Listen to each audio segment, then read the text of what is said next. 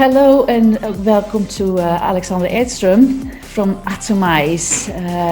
Thank you so much for taking the time to have this interview with us, and thank you also so much for participating as gold sponsors in both our events in London and in Stockholm.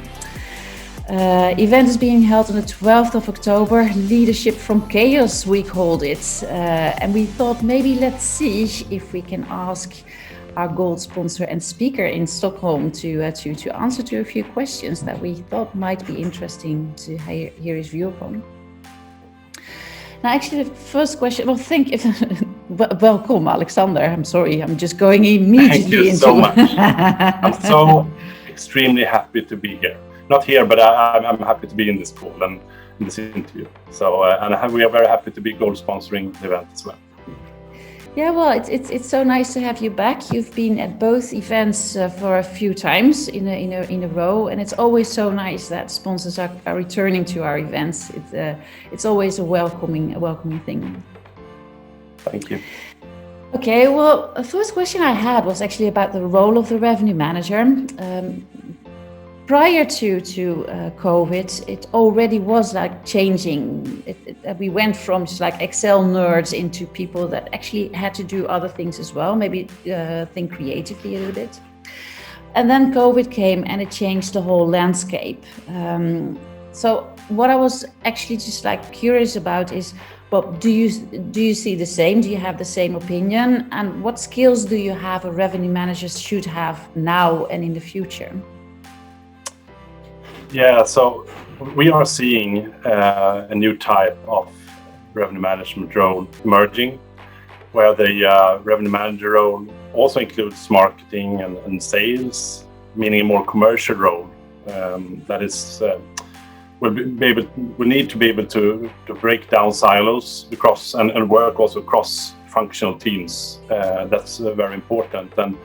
And the revenue manager, the revenue manager role is, as you say, currently transforming, and the revenue manager used to sit on the side or outside of the management team, reactively changing prices based on historical and sometimes obsolete reports, right? And as the landscape to operate the hotel has become much more digitalized, it has also become much more dynamic and complex. That means that in order to operate the hotel today is putting a much more focus on revenue management and calls for a broader competence, as you say, and also skill set and also understanding of that environment, covering the whole guest journey from starting from the triggers for initial travel intent but also all the way to post stay. And in that respect, what we see is that the RM role is transforming more into a centralized and strategic role, which in parallel is enabled to take place by the help of technological development through what we call lean revenue management principles, which is very, very important, we believe in. So in practice, it results in that the RM role does not need to and should not spend time on tactical revenue management, such as setting prices. This is much better taken care of by technology, by utilizing the power of real-time data-driven decisions. So rather having the skill set to be able to answer and also I think invest time on strategic revenue management, answering questions like, how do we in the most cost-effective way reach and attract our preferred client segments and maximize ROI in that quest? But also as well as who is staying at our hotel and what can we do to increase total revenue per guest now, but also in the future. Yeah, I think you're quite right. Actually, you hear also people saying like that revenue manager's role is also going into, okay, we need to be involved in new loyalty programs, for instance, the meta search landscape, and so on. And yeah, actually, these are things that most revenue managers are really not so skilled in, or it's a very new field for revenue managers as well. Would you quickly explain what do you mean with lean revenue management? Is that what you mean, that it's only a tactical thing that we should set systems do, or?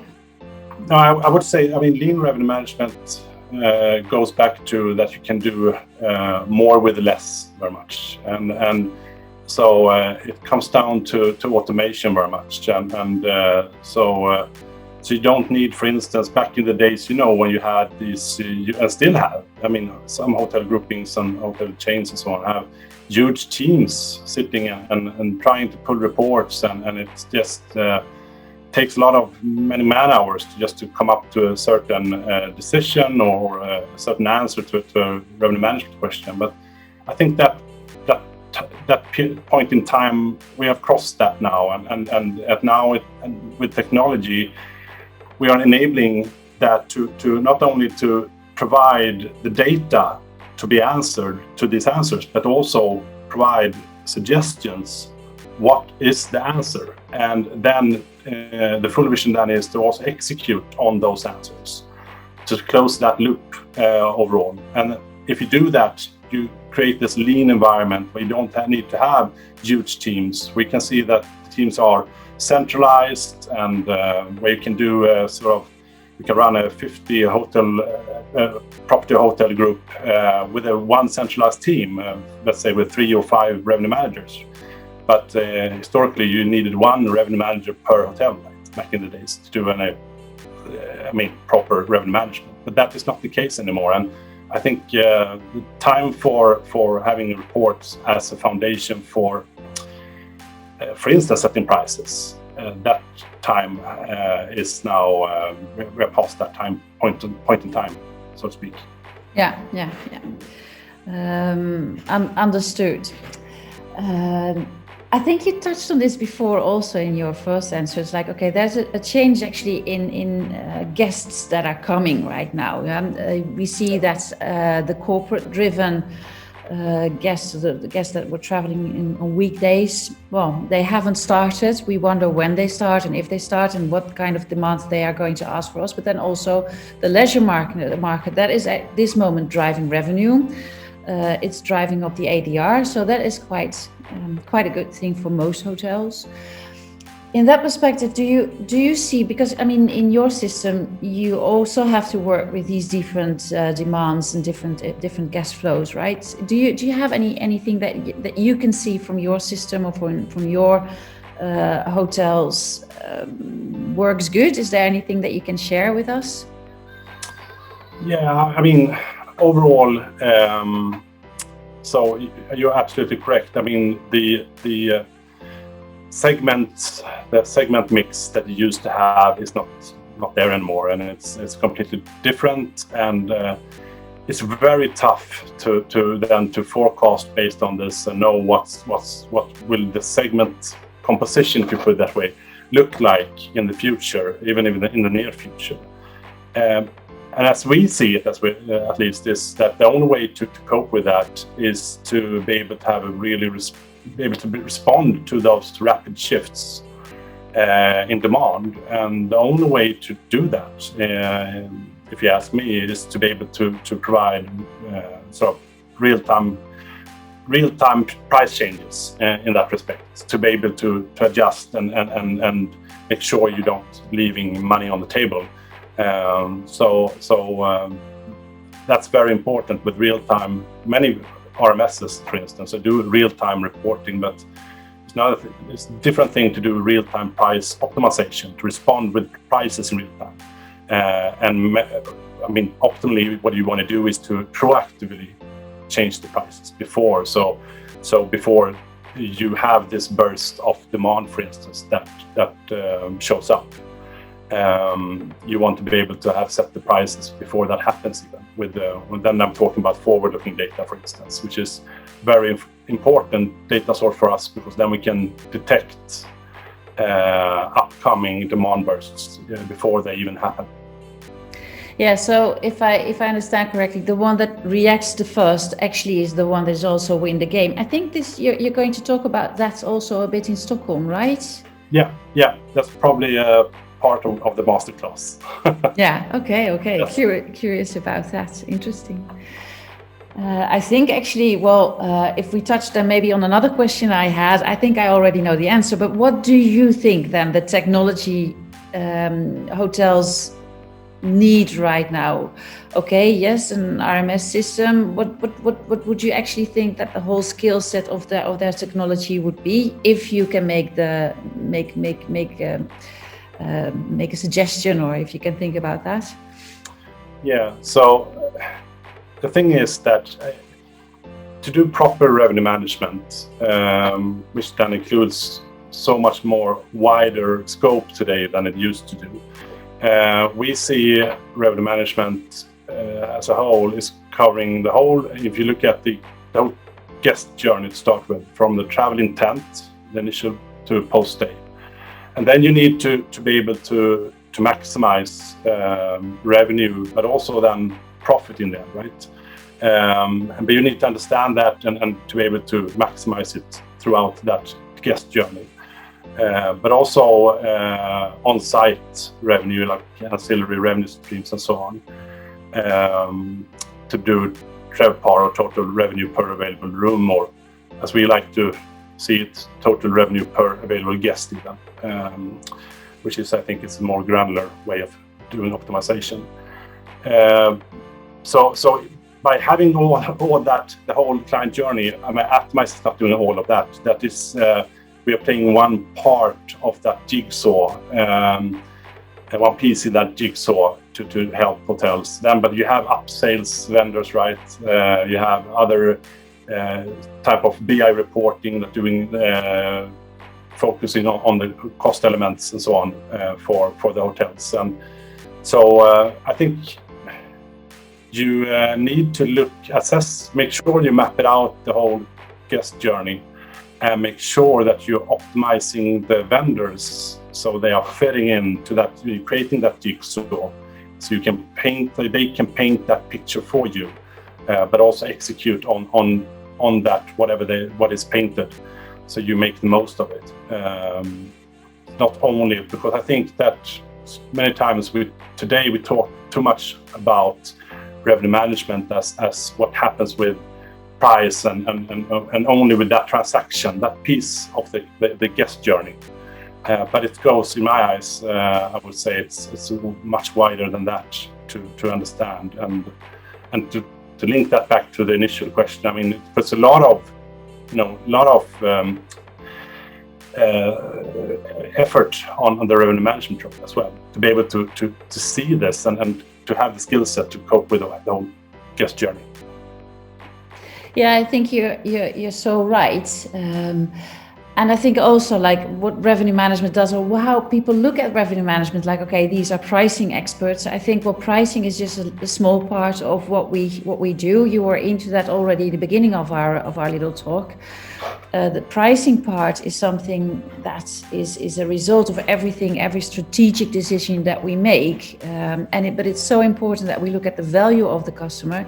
But here's also a little bit the issue, and then you come back to the technology part of it. I think it's not always easy to see the total value of a guest, because it depends a little bit on where he or she spends his money and how it's being paid. Exactly. So the way I see it, or we see it, is that, first of all, I mean, to do this properly, if you talk about profit per guest, for instance, you need to start with to have a good understanding and view of the total guest acquisition costs. And you want to have that even per segment, right? So, and then once you do control that, and you know this, what is my total guest acquisition cost? And that includes, marketing spend, OTA commissions, and everything you pay to get the guest into your hotel. But it also includes direct costs, like for the hotel, staff costs, for instance, for the hotel. You need to include everything into that.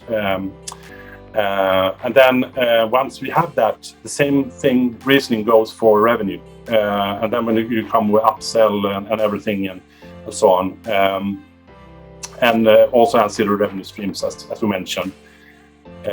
But the great thing here, or not the great, but the interesting thing here is that one thing to report on profit.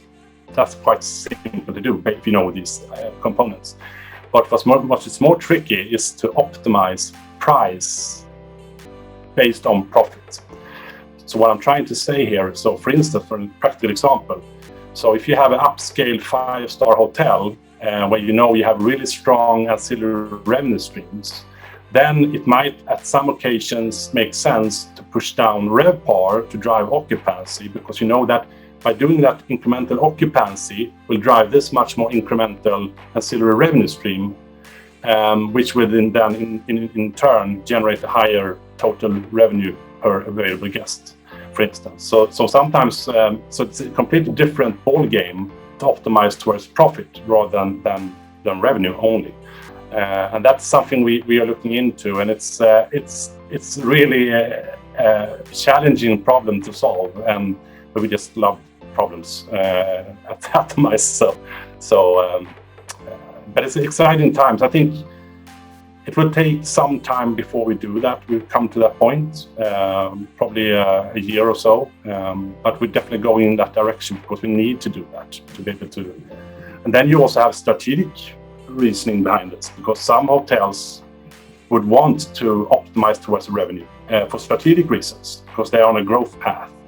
They don't want to optimize towards profit, because right now, especially when you launch a hotel, for instance, you want to make sure that you make the bucks in the market, and then revenue is more important than profit, usually in the beginning, for instance, because you take a lot of investments and stuff like that. So it depends a little bit also. It has a strategic influence what path you choose there. Interesting that you're going that way. I mean, I think the hotel industry has been talking about total and profit revenue management, but then, I mean, you see now that you have total revenue managers or profit managers being hired.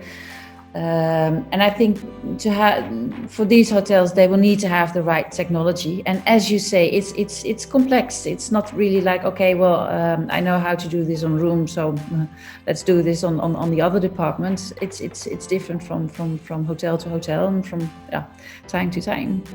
Yeah. Interesting. But right now, what you're focusing on is actually it's like future demand and future pace, I think, right? If I understand you from your first. Yeah, that's something we already launched in the market. But now the next tier is towards profit optimization. But also we're doing different. Another aspect which I think is quite exciting in revenue management is that it has been very much focusing on the supply side since I started at least. Meaning that you can try to control what you have in the store. Meaning if that's ancillary revenue streams or a price point of the room and so on. What triggers me is to explore the possibility to start controlling demand, because that is the black box many times, because you try to understand, well, what is in the black box in terms of demand, right? What's coming in November and December, but what if you could actually affect demand in the future? And so we are working on that as well, without disclosing too many secrets. But it's I think the revenue management sphere is expanding overall, so it goes way beyond what we used to be. I mean, what it used to be.